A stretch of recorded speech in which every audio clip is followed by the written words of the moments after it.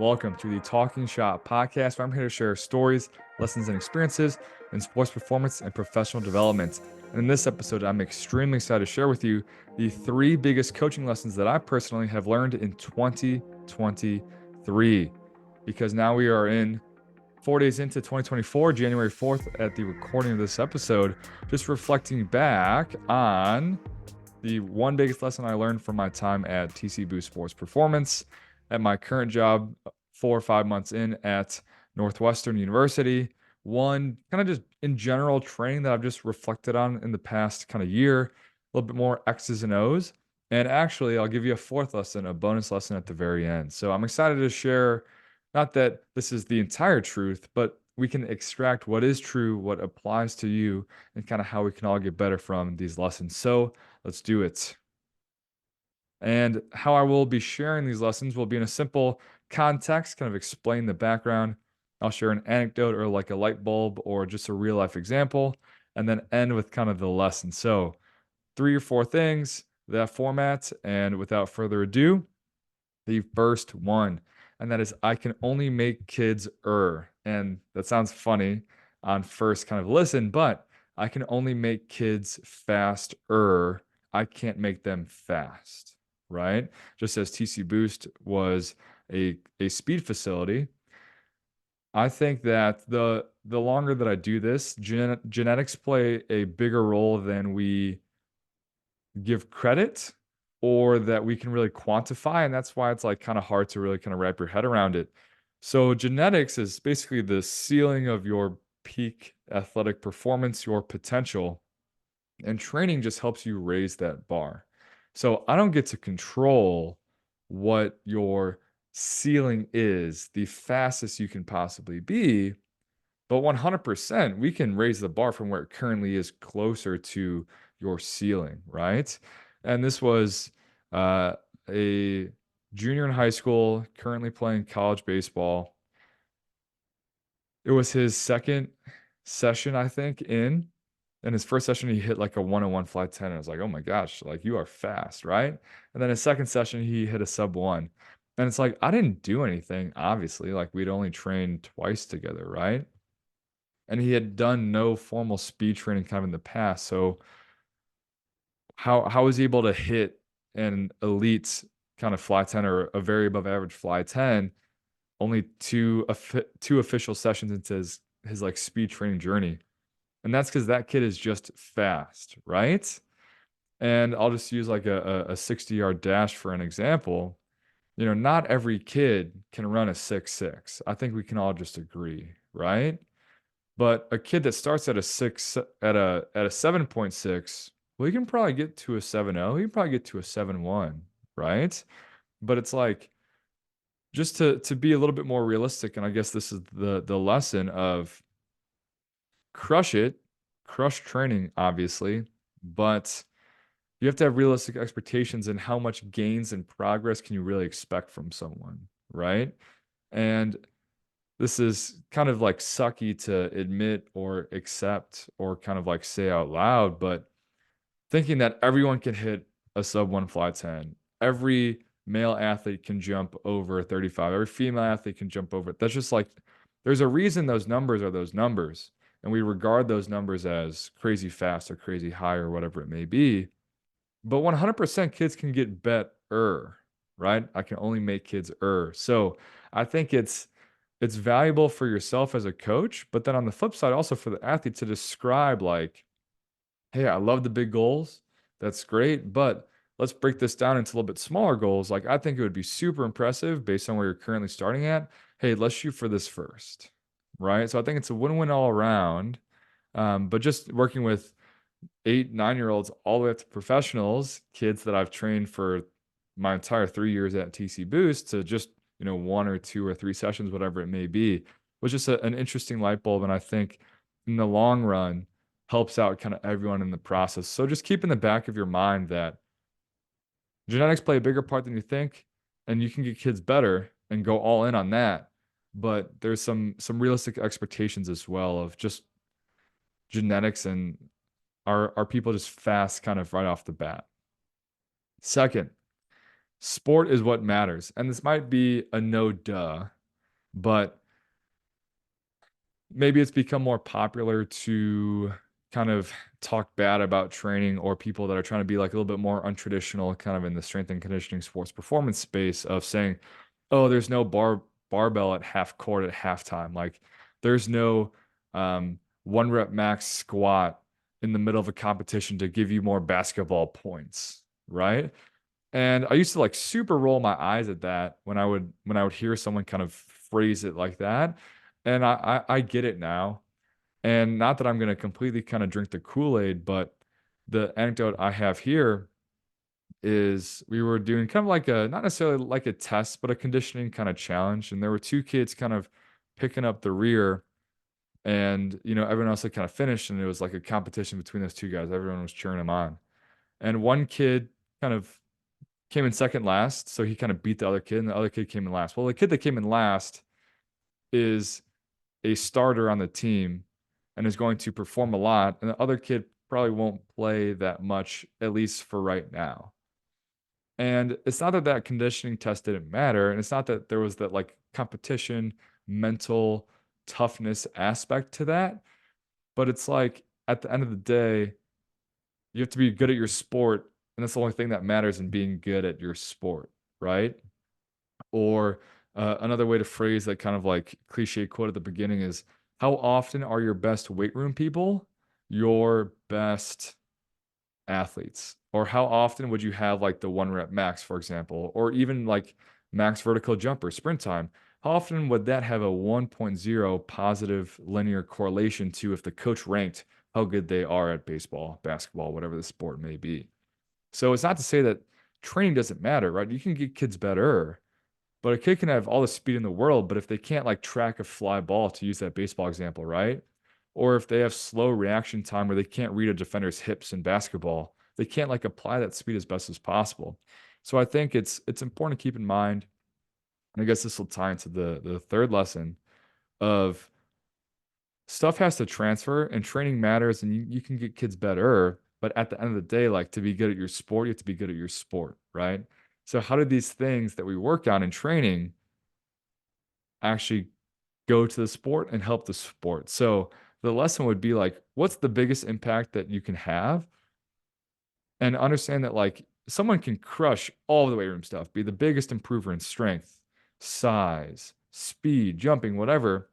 But if they still can't hit a fastball, I guess to go back to that baseball example, right? If they still suck at the free throw line under pressure, like, does it matter? Yes.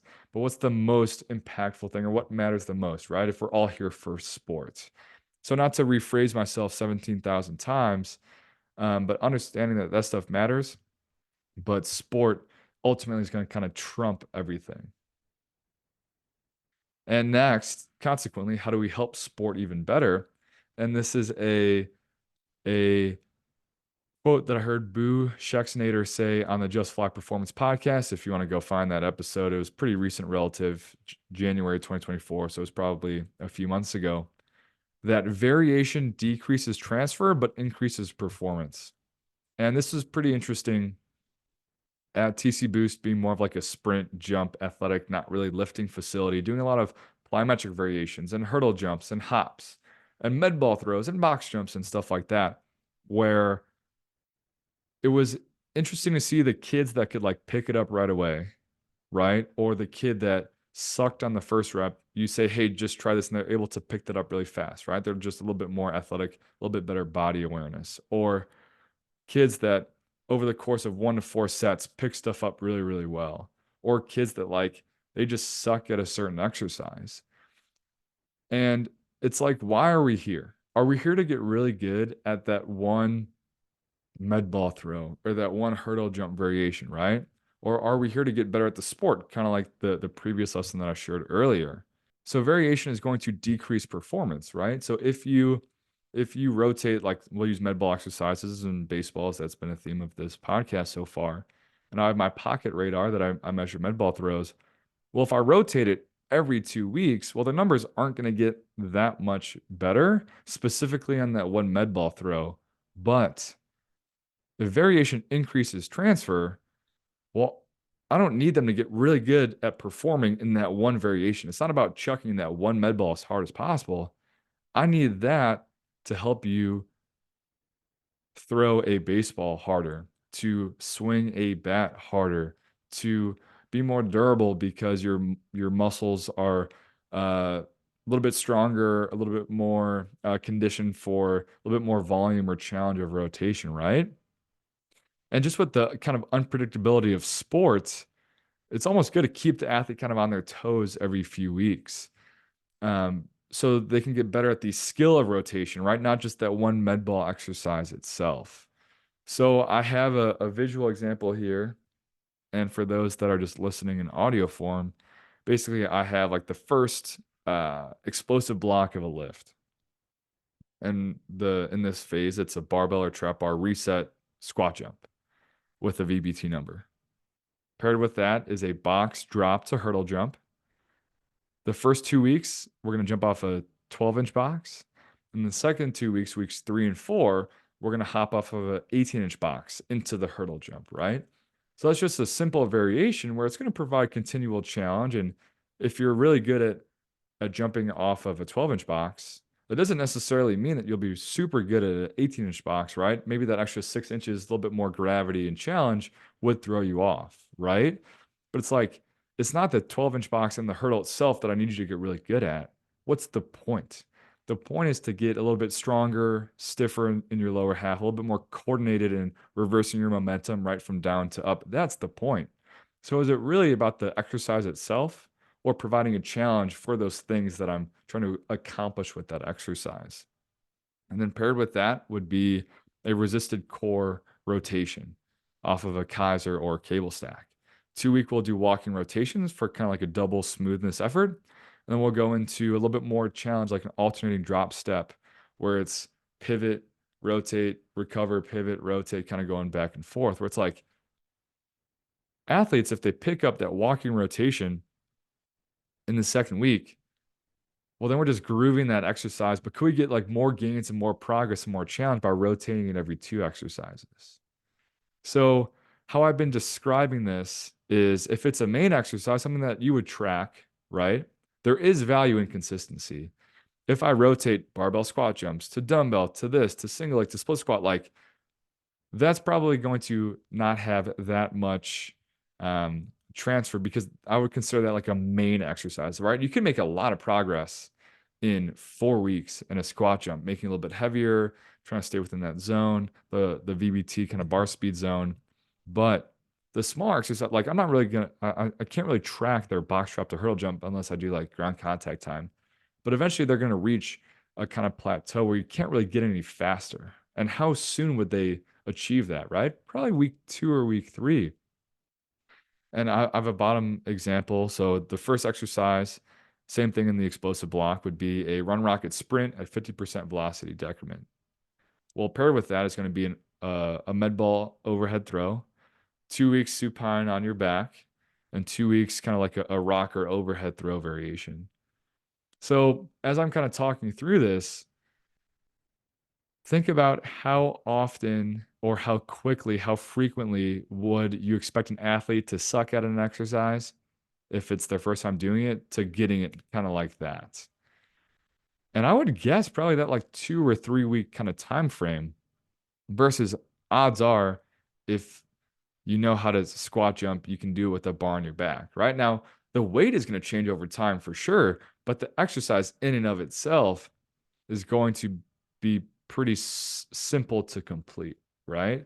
So, just to give some examples of yes, there's main exercises, and 100% consistency leads to better performance, and that core skill is probably going to transfer, right? Becoming more explosive in your lower body, right? Being better at resisted sprinting for just overall explosiveness, lower leg stiffness, acceleration mechanics, and stuff like that.